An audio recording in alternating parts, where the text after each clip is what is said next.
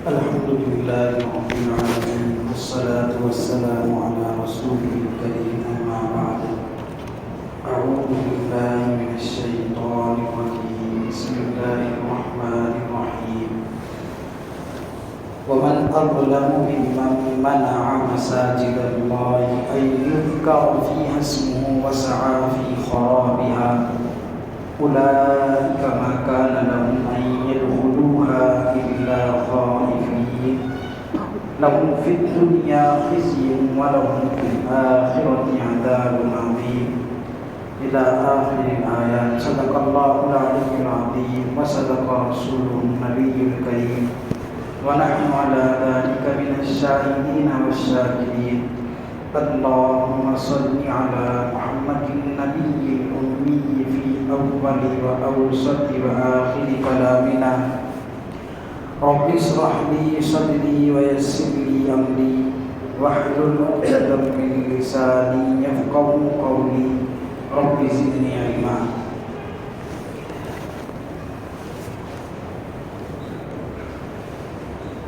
اور اس شخص سے بڑا ظالم کون ہو سکتا ہے جس نے اللہ کی مسجدوں پر بندش لگائی ہو اس بات کی کہ ان میں اللہ کا نام لیا جائے اور وہ ان مساجد کو ویران کرنے کی کوشش کرے.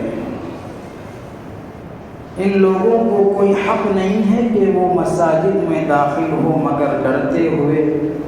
ان کے لیے دنیا میں رسوائی ہے اور آخرت میں ان کے لیے بڑا عذاب ہے.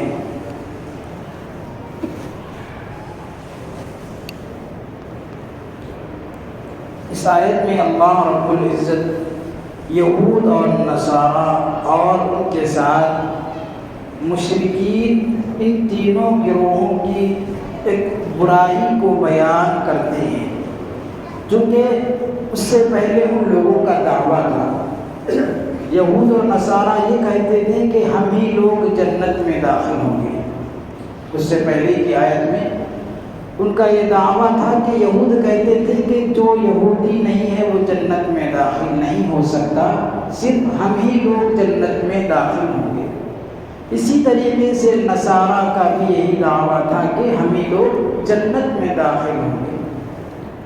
اور ان کو دیکھ کر مشرکین بھی کہنے لگے کہ نہ یہود جنت میں داخل ہوں گے نہ نصارہ جنت میں داخل ہوں گے, بلکہ ہم تو بیت اللہ کی پاسداری کرتے ہیں, ہم زیادہ مستحق ہیں کہ ہم جنت میں داخل ہوں. ایک طرف یہ ان کا دعویٰ تھا, دوسری طرف اللہ رب العزت جو ان کا کردار تھا وہ بتاتے ہیں کہ وہ ایک وقت میں جا کر وہ لوگ اللہ کی مساجد سے روکنے والے بن گئے.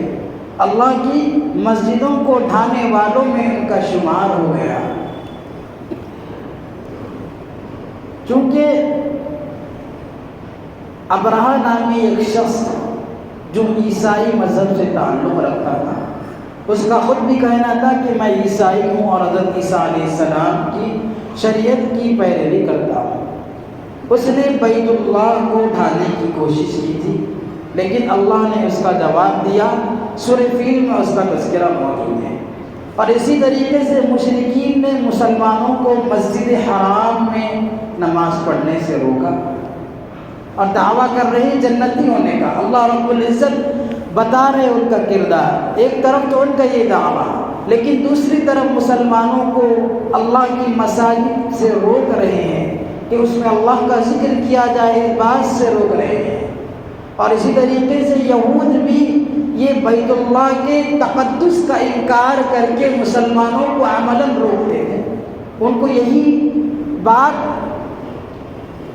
ہضم نہیں ہوتی تھی کہ چونکہ پہلا قبلہ تو بیت المقدس تھا, پہلا قبلہ بیت المقدس تھا. اس کے بعد اللہ رب العزت نے بیت اللہ کی طرف قبلہ بنایا مسلمانوں کا.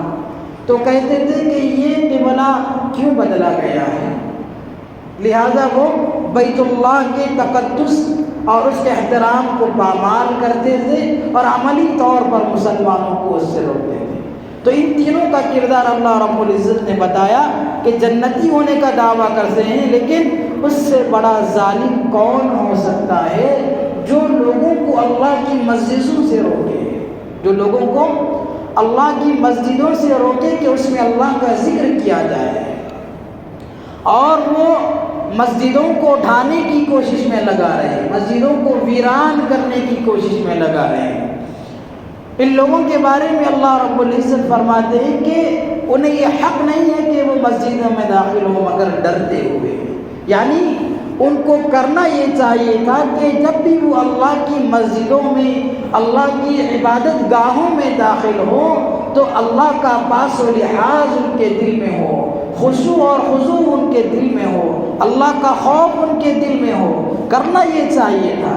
لیکن وہ اللہ کا خوف دل میں ہونے کے بجائے وہ لوگ مسجدوں کو ویران کرنے کی کوششوں میں لگے ہوئے ہیں۔ اور دوسرا مطلب یہ بھی ہو سکتا ہے کہ اس میں اشارہ ہے کہ ایک وقت ایسا آئے گا کہ مسلمانوں سے ان کو خوف ہوگا، وہ مسجدوں میں داخل ہوں گے، مسجد حرام میں داخل ہوں گے تو خوف محسوس کریں گے مسلمانوں سے، یہ ان کا کردار ہے۔ لیکن اس کے برخلاف جو اسلامی تعلیمات ہے، اللہ رب العزت کا جو احکام حکم ہے، وہ ہمیں اس بات کی طرف دعوت دیتا ہے کہ کسی کی عبادت گاہوں کو ہم ویران نہ کریں، کسی کی عبادت گاہ کو ہم نہ اجاڑے، اسے ڈھانے کی کوشش نہ کریں، چاہے وہ یہودی مذہب کی عبادت گاہ ہو، چاہے وہ عیسائیوں کی عبادت گاہ ہو، بلا ضرورت اور بلا وجہ کسی کی عبادت گاہ کو ڈھانے کی کوشش نہیں کرنا چاہیے، یہ اسلام میں جائز نہیں ہے۔ اور اللہ رب العزت نے بیان فرمایا کہ ان کے لیے دنیا میں رسوائی ہے اور آخرت میں بڑا عذاب ہے۔ یہ جو ایک بنیادی اصول اللہ رب العزت نے اگلی آیت میں بیان فرمایا ہے، جو یہود کہتے تھے کہ چونکہ یہود کا قبلہ الگ تھا بیت المقدس، اور عیسائیوں کا قبلہ الگ تھا بیت اللہ جہاں عیسیٰ علیہ السلام کی پیدائش ہوئی، وہ لوگ آپس میں لڑتے جھگڑتے تھے کہ تم نے اس کو قبلہ کیوں بنایا، اور وہ کہتے تھے کہ تم نے اس کا قبلہ کیوں بنایا۔ اس کے بعد پھر اللہ رب العزت نے مسلمانوں کو نماز کا حکم دیا تو ان کا قبلہ بیت اللہ کو بنایا، تو پھر اب وہ مل کر کہتے تھے کہ انبیاء کرام جتنے بھی آئے ہیں سبوں نے بیت المقدس کی طرف رخ کر کے نماز پڑھی اور اس کو اپنا قبلہ بنایا ہے۔ اگر تم بھی واقعتاً اپنے آپ کو نبوت میں، اپنا سلسلہ نبوت میں جاری رکھتے ہو اور ان میں اپنا ایک تعلق بناتے ہو تو تم کیوں بیت اللہ کی طرف قبلہ کر کے نماز پڑھتے ہو، رخ کر کے نماز پڑھتے ہو؟ تو اس کا جواب اللہ رب العزت نے بیان فرمایا کہ اللہ ہی کے لیے مشرق اور مغرب، یہ بیت اللہ کی طرف رخ کر کے نماز پڑھنا، ایک وقت میں اللہ نے بیت المقدس کی طرف رخ کر کے نماز پڑھنے کا حکم دیا، تو بیت المقدس کی طرف نماز پڑھنے کا جو حکم دیا تھا تو اس میں بیت المقدس کی، اس کی ذات میں کوئی تقدس نہیں ہے، سمت کے اندر، جہت کے اندر کوئی تقدس نہیں ہوتا ہے، بلکہ اللہ رب العزت کے اللہ رب العزت کا حکم ہے کہ اللہ نے ہمیں اس کی طرف قبلہ کر کے نماز پڑھنے کا حکم دیا ہے، تو اللہ رب العزت کا جو حکم ہے وہ ہے قابل تقدس۔ سمت کے اندر، جگہ کے اندر، انسان کے اندر کوئی تقدس نہیں ہوتا ہے۔ اللہ رب العزت کا حکم تھا کہ بیت المقدس کی طرف اپنا قبلہ بناؤ، اس کی طرف رخ کر کے نماز پڑھو، تو وہ اس لیے احترام کے قابل ہے کہ اللہ نے حکم دیا ہے۔ پھر اللہ نے حکم دیا کہ بیت اللہ کو اپنا قبلہ بناؤ، تو مشرق اور مغرب یہ سب اللہ کے ہیں، اللہ کی کوئی سمت نہیں ہوتی ہے۔ اللہ رب العزت ہر جگہ موجود ہے، جیسے ایک نور ہر جگہ پھیلا ہوتا ہے، اللہ رب العزت کی ذات بھی ہر جگہ ہے، بس اللہ رب العزت بندوں کو اپنا خاص اپنی طرف متوجہ کرنے کے لیے اور ان کے درمیان ایک اتحاد کو پیدا کرنے کے لیے اللہ نے یہ کہا کہ تم فلاں کو اپنا قبلہ بناؤ، فلاں سمت کو اپنا قبلہ بناؤ، تاکہ یہ متعین رہے۔ لیکن اس سے یہی بات ثابت ہوتی ہے کہ اگر کوئی شخص ایسی جگہ پر ہو کہ جہاں پر ایک عام شخص ہے، جہاں پر اس کے لیے قبلہ تلاش کرنا مشکل ہے، جنگل میں چلا گیا، کوئی سہولت نہیں ہے، کوئی آلہ نہیں ہے کہ جس سے ہم قبلے کو تلاش کریں، تو اس کے لیے حکم یہی ہے کہ پہلے غور و فکر کرے، اپنے دماغ سے غور و فکر کرے، پھر اس کے بعد جس طرف اس کا دل زیادہ غالب ہو اس طرف رخ کر کے نماز پڑھ لے۔ بعد میں اگر اس کے نماز پڑھنے کے بعد اگر کسی نے کہا کہ یہ تمہارا قبلہ یہ نہیں تھا وہ تھا، تو اس وقت بھی اس کی نماز پوری ہو جائے گی، کیونکہ یہ ساری سمتیں اللہ کے ہیں۔ اگر معلوم نہیں ہے قبلہ تو پہلے تو غور و فکر کرنا ہے، پہلے معلومات کرنا ہے۔ اگر معلومات کا کوئی ذریعہ نہیں ہے تو اپنے دماغ سے غور کر کے ایک قبلہ متعین کر کے نماز پڑھنا ہے۔ تو وَلِلَّهِ الْمَشْرِقُ وَالْمَغْرِبُ، اور اللہ ہی کے لیے مشرق اور مغرب ہے۔ فَأَيْنَمَا تُوَلُّوا فَثَمَّ وَجْهُ اللَّهِ، تو جہاں کہیں تم رخ کرو تو وہ اللہ کا رخ ہے، وہاں پر وہی اللہ کا رخ ہے۔ بے شک اللہ کی ذات واسع علیم، وہ سعتوں والی ہے اور علیم ہے، جاننے والی ہے۔ اللہ رب العزت واسع ہے، بندوں کے اوپر وسعت فرمانے والے ہیں۔ اللہ نے یہ نہیں کہا کہ ہر حال میں تم بیت اللہ کی طرف رخ کر کے نماز پڑھو، حالات مختلف ہوتے ہیں، لیکن جہاں ساری سہولیات ہو، قبلہ تلاش کرنا آسان ہو، تو وہاں پر اللہ نے ایک اجتماعیت کے لیے اور قبلے میں سب کو متحد کرنے کے لیے اللہ نے کہا کہ اس کی طرف اپنا قبلہ بناؤ۔ اور اللہ رب العزت خوب جاننے والے ہیں کہ کس کو کب قبلہ بدلے اور کب نہ بدلے۔ پہلے اللہ نے بیت المقدس کو قبلہ بنانے کا حکم دیا، پھر اس کے بعد اللہ نے بیت اللہ کی طرف رخ کرنے کا حکم دیا۔ پھر اگلی آیت میں اللہ رب العزت نے اور ایک بات کہی ہے جو یہود و نصارہ اور مشرکین کی طرف سے کہی گئی تھی۔ ان لوگوں کا یہ کہنا تھا کہ اللہ کی اولاد ہے، یہ بڑا سنگین مسئلہ ہے۔ ان لوگوں کا یہ کہنا تھا کہ اللہ کی اولاد ہے۔ وَقَالُوا اتَّخَذَ اللَّهُ وَلَدًا، انہوں نے کہا کہ اللہ نے اولاد بنا لی ہے۔ یہود نے کہا وَقَالَتِ الْيَهُودُ عُزَيْرٌ ابْنُ اللَّهِ، حضرت عزیر اللہ کے بیٹے ہیں۔ اور عیسائیوں نے کہا کہ حضرت عیسیٰ علیہ السلام اللہ کے بیٹے ہیں۔ اور یہ مشرکین کہنے لگے کہ فرشتے اللہ کی بیٹیاں ہیں۔ یہ تینوں لوگ اللہ کے اوپر اولاد کو ثابت کرنے لگے۔ اللہ پاک فرماتے ہیں کہ سبحانہ، اللہ کی ذات اس بات سے پاک ہے۔ کیوں؟ اس لیے کہ اولاد کی ضرورت اس کو ہوتی ہے جو محتاج ہوتا ہے۔ اولاد کو کیوں رکھتا ہے انسان، اولاد کی کیوں خواہش کرتا ہے؟ تاکہ وہ اس کا سہارا بنے۔ جب اللہ کی ذات ہر چیز کی محتاجگی سے پاک ہے، زمین اور آسمان میں جتنے چیزیں وہ اللہ رب العزت کے لیے ہیں، بل لہو ما فی السماوات والارض، آسمان اور زمین میں جو ہے وہ اللہ رب العزت کے لیے ہیں۔ کل لہو قانتون، سب اللہ رب العزت کے سامنے سجدہ ریز ہے، سب اللہ رب العزت کی فرمانبرداری کرتے ہیں۔ تو اللہ کو کس چیز کا خوف ہے؟ اللہ رب العزت کو کسی چیز کی ضرورت نہیں ہے۔ تو جو ذات اتنی بے نیاز ہو اس کو اولاد کی کیوں ضرورت ہوگی؟ اس کی کیسے اولاد ہو سکتی ہے؟ اور وہ ذات ایسی ہے بدیع السماوات والارض، زمین اور آسمان کی موجد ہے۔ بدیع کا لفظ اللہ نے استعمال کہا۔ بدیع کے معنی آتی موجد، یعنی بغیر نمونے کے پیدا کرنا۔ کوئی چیز دنیا میں موجود نہیں تھی، یہ دنیا موجود تھی نہیں، کوئی نقشہ نہیں تھا، کوئی نمونہ نہیں تھا، اللہ نے اس کو پیدا کیا۔ تو بغیر نمونے کی جو ذات پیدا کرنے والی ہے، تو وہ ذات اولاد کی اس کو کیوں ضرورت ہو سکتی ہے؟ وہ ذات کیسے محتاج ہو سکتی ہے؟ عام طور پر انسان بھی جب کوئی چیز بناتا ہے تو اس کا کوئی نمونہ اس کے سامنے ہوتا ہے، کوئی پیڑ اگاتا ہے تو اس کی بیج بھی ہوتی ہے، وہ نمونہ اس کو ہونا پڑتا ہے، جو اس کی ضروریات کی چیزیں ہوتی ہے وہ اس کے پاس ہونی لازمی ہے۔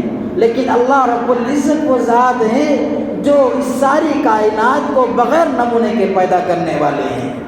اور یہی نہیں، جب اللہ رب العزت جب کسی چیز کا فیصلہ فرمانا چاہتے ہیں تو بس اس سے کہتے ہیں کہ کن ہو جا، تو فیکون، وہ ہو جاتے ہیں۔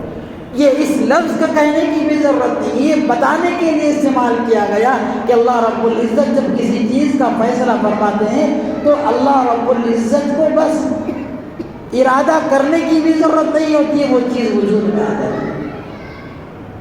اللہ رب العزت کہتے ہیں کہ کن ہو جا، تو وہ چیز ہو جاتی ہے۔ اب جو مشرکین عرب تھے، عرب کے جو مشرکین تھے، وہ آپ صلی اللہ علیہ وسلم کی رسالت کا کیوں انکار کرتے تھے؟ اس کی وجہ اللہ رب العزت نے بیان فرمائی ہے کہ وہ کہتے تھے کہ اللہ رب العزت براہ راست ہم سے کیوں بات نہیں کر لیتے؟ اللہ نے یہ لوگوں کا انتخاب کیوں کیا؟ روبرو ہو کر ہم سے بات کر لیتے، یا پھر بات نہ صحیح کوئی نشانی، کوئی معجزہ ہم پر بھیج دیتے۔ یہ وجہ تھی، اور اس کو بنیاد بنا کر وہ لوگ آپ صلی اللہ علیہ وسلم کی رسالت کا انکار کرتے تھے۔ اللہ رب العزت نے بیان فرمایا وَقَالَ الَّذِينَ لَا يَعْلَمُونَ، اور کہا ان لوگوں نے جو نہیں جانتے ہیں۔ لا يعلمون سے مراد یہاں پر مشرکین ہیں، کیونکہ یہود اور نصارہ ان کے پاس تو کوئی نہ کوئی کتاب موجود تھی۔ یہود کے پاس تورات تھی، نصارہ کے پاس انجیل تھی، یہ اہل علم تھے۔ لیکن لا یعلمون جو ناواقف تھے، لا علم تھے، وہ مشرکین عرب تھے۔ اللہ نے انہیں امی سے خطاب کیا، امیین۔ تو مشرکین عرب نے کہا کہ لولا یکلمنا اللہ، کیوں اللہ رب العزت ہم سے براہ راست بات نہیں کرتے؟ یا پھر او تأتینا آیا، یا ہمارے پاس کوئی نشانی یا کوئی معجزہ ہمارے پاس کیوں نہیں بھیجتے؟ اللہ فرماتے ہیں کہ یہی بات ان سے پہلے والے لوگوں نے کہا۔ یہود کا بھی یہی کہنا تھا، یہود کا بھی یہی کہنا تھا کہ موسیٰ علیہ السلام جب کوہ طور سے ان کے پاس تورات کو لے کر آئے تو وہ کہنے لگے کہ یہ 40 روز جو آپ ہمارے درمیان سے غائب تھے، ہو سکتا ہے کہ اس 40 روز کی مدت میں آپ نے کوئی کتاب تیار کر لی ہو خود سے اور ہمارے پاس پیش کر رہے ہو۔ لہذا اگر ہم اللہ رب العزت سے براہ راست نہیں سن لیں گے، اس وقت تک ہم آپ کی بات نہیں مانیں گے۔ یہ بات یہود نے کہی تھی۔ اللہ رب العزت نے سورہ بقرہ میں ہی ابتدا میں اس کا نقشہ کھینچا ہے۔ تو موسیٰ علیہ السلام نے ان کے کہنے پر منتخب کر کے کچھ آدمیوں کو، 70 آدمیوں کو کوہ طور پر جب آپ لے کر گئے تو اللہ رب العزت کی طرف سے ایک آواز آئی تھی۔ تو آواز آنے کے بعد بھی وہ لوگ اطمینان نہیں ہوا، انہیں کہنے لگے کہ ہم اللہ کو دیکھنا چاہتے ہیں۔ یہ اتنی سرکشی میں بڑھ چکی تھی قوم، تو اللہ نے وہی بات یاد دلائی كَذَلِكَ قَالَ الَّذِينَ مِن قَبْلِهِمْ مِثْلَ قَوْلِهِمْ، اسی طرح کہا ان لوگوں نے جو ان سے پہلے تھے، انہی جیسی بات جو اب مشرکین کہہ رہے ہیں کہ اللہ رب العزت براہ راست ہم سے کلام کرے۔ یہی بات یہود نے کہی تھی کہ اللہ رب العزت براہ راست ہمیں کہہ دے۔ دیکھیے تشابہت قلوبہم، ان کے دل ایک جیسے ہیں۔ دیکھیے اگر اللہ رب العزت سے، پہلی بات تو یہ ہے کہ اللہ رب العزت سے ہر شخص بات نہیں کر سکتا، بس جسے اللہ نے منتخب کیا ہے، جیسے موسیٰ کلیم اللہ تھے۔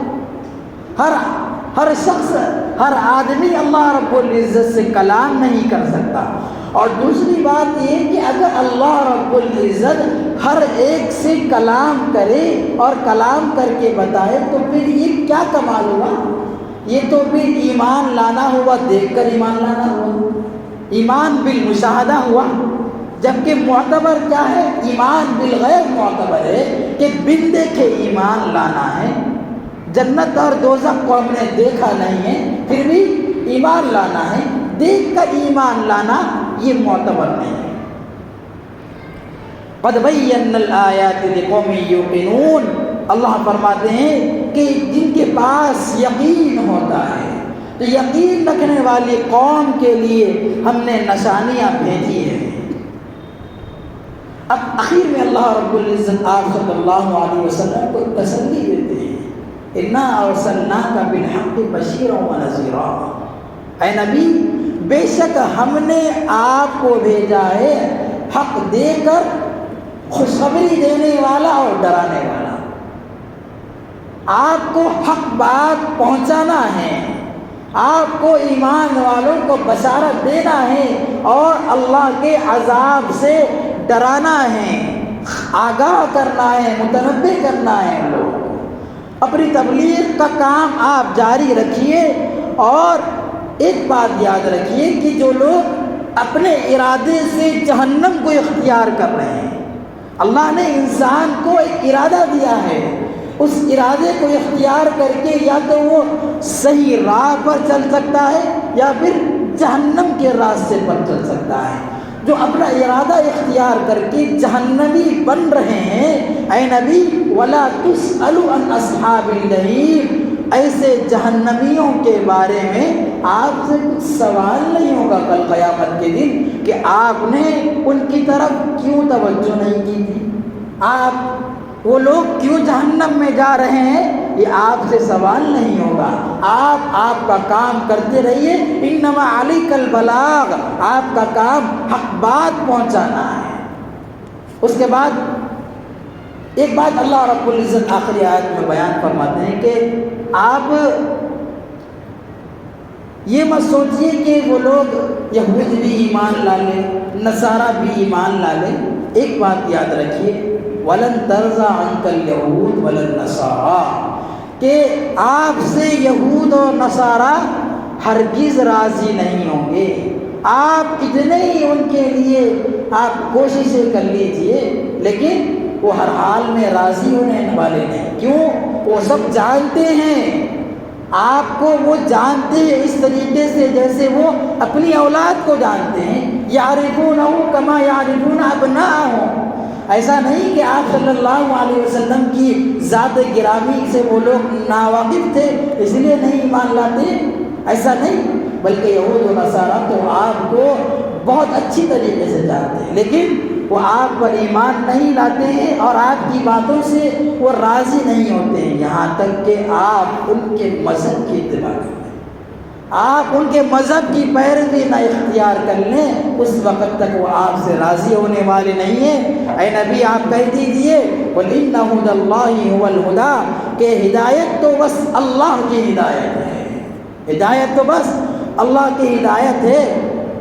آخر میں اللہ رب العزت نے بڑا ہی ایک اہم جملہ بیان فرمایا ہے، یہ بظاہر تو آپ صلی اللہ علیہ وسلم سے کہا، لیکن آپ سے کہہ کر پوری دنیا کو اللہ نے سنانا چاہا، وَلَئِنِ اتَّبَعْتَ أَهْوَاءَهُمْ بَعْدَ الَّذِي جَاءَكَ مِنَ الْعِلْمِ، اور اگر آپ کے پاس علم آنے کے بعد، جاننے کے بعد، وحی آنے کے بعد اگر آپ نے ان کی خواہشات کی پیروی کی تو یاد رکھیے مَا لَكَ مِنَ اللَّهِ مِن وَلِيٍّ وَلَا نَصِيرٍ، آپ کے لیے اللہ کے علاوہ کوئی یار و مددگار نہیں ہوگا۔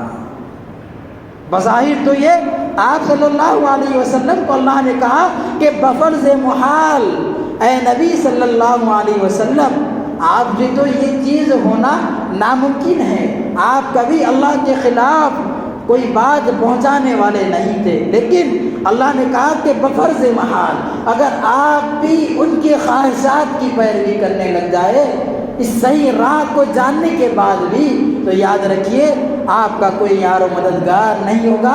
آپ کو کہہ کر ساری دنیا کو سنانا ہے کہ یاد رکھو تم اگر حق کو جانتے ہو، تمہارے پاس اگر حق بات آ چکی ہے تو اس حق کو جاننے کے بعد تم نے اپنی خواہشات کی پیروی کی، اپنی خواہشات کے پیچھے لگے، تو پھر یاد رکھو کل قیامت کے دن تمہارا کوئی یار و مددگار نہیں ہوگا۔ بس اللہ رب العزت عمل کی توفیق نصیب فرمائے۔ سبحان اللہ و بحمدہ، سبحانک اللہم و بحمدک، ونشہد ان لا الہ الا انت ونستغفرک ونتوب الیک۔